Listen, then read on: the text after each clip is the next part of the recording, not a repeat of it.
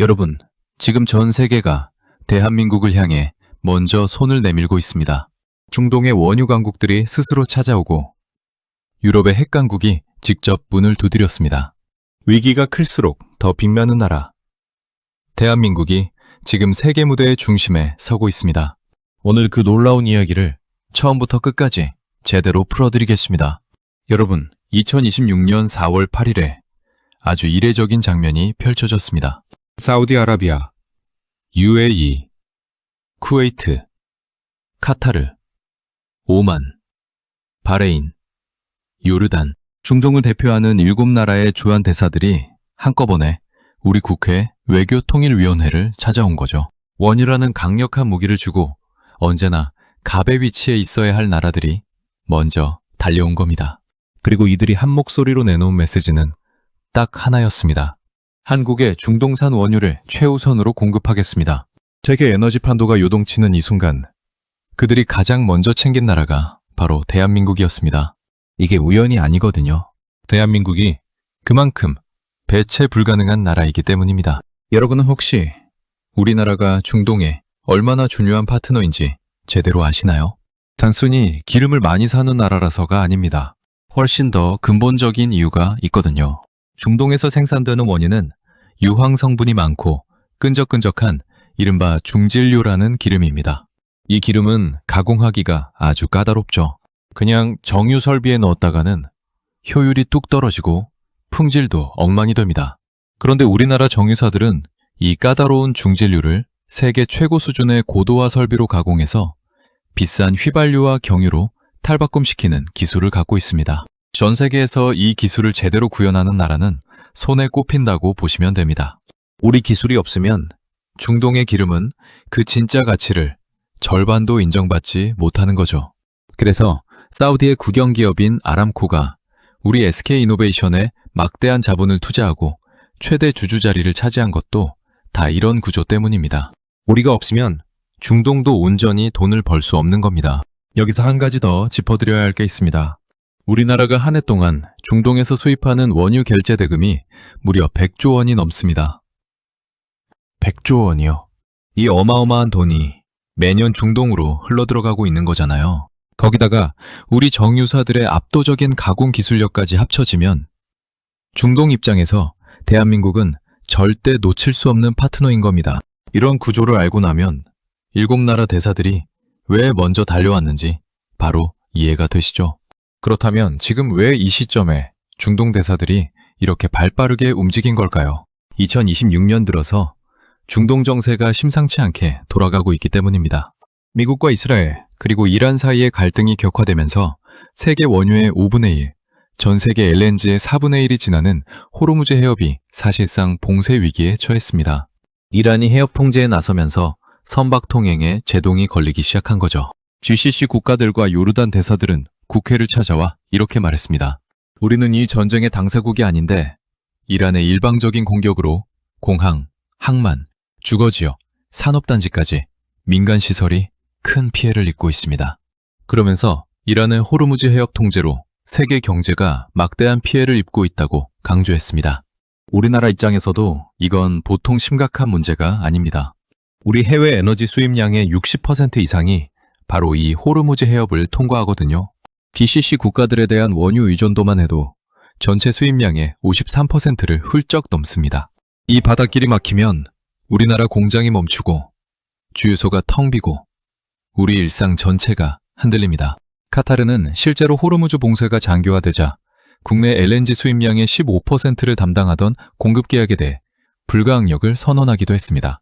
이게 바로 지금 우리가 마주한 냉혹한 현실입니다. 위기는 위기인데 대한민국은 이 위기를 그냥 당하고만 있지 않았습니다.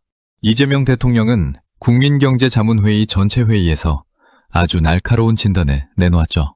중동 상황이 언제 정리될지 알기 어렵습니다.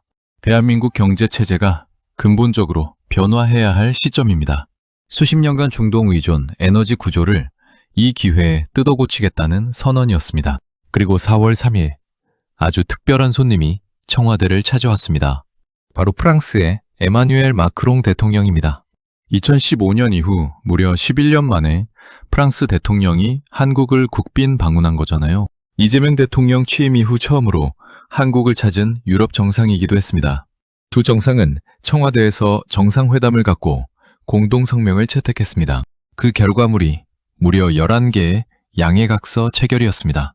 해결료, 원전, AI, 해상풍력, 우주, 방산까지 양국이 손잡은 분야는 정말 광범위했습니다. 양국은 이번 회담을 계기로 관계를 글로벌 전략적 동반자로 격상시켰습니다.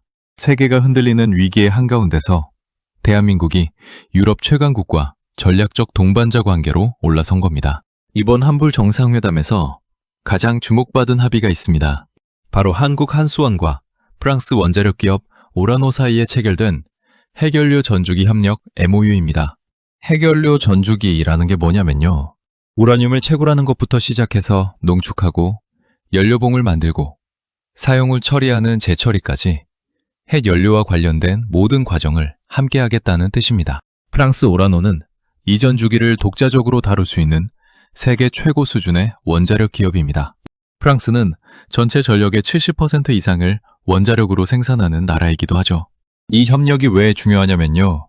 우리나라는 지금 에너지 자립을 위한 원전 확대를 추진하고 있는데 핵연료를 안정적으로 확보하는 게 핵심 과제거든요.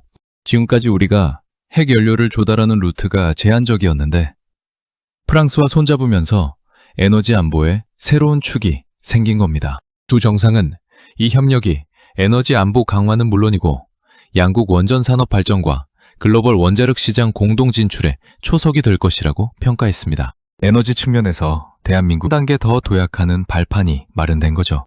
에너지 협력에 이어서 두 정상이 함께 확인한 또 하나의 핵심 의지가 있습니다. 바로 호르무즈 해협 안전 수송로 확보를 위한 공동 대응입니다. 이재명 대통령은 정상회담 후 이렇게 밝혔습니다.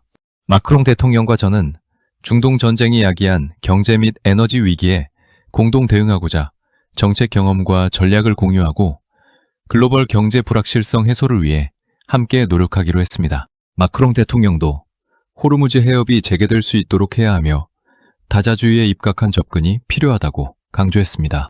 이게 왜 중요한 대목이냐면요.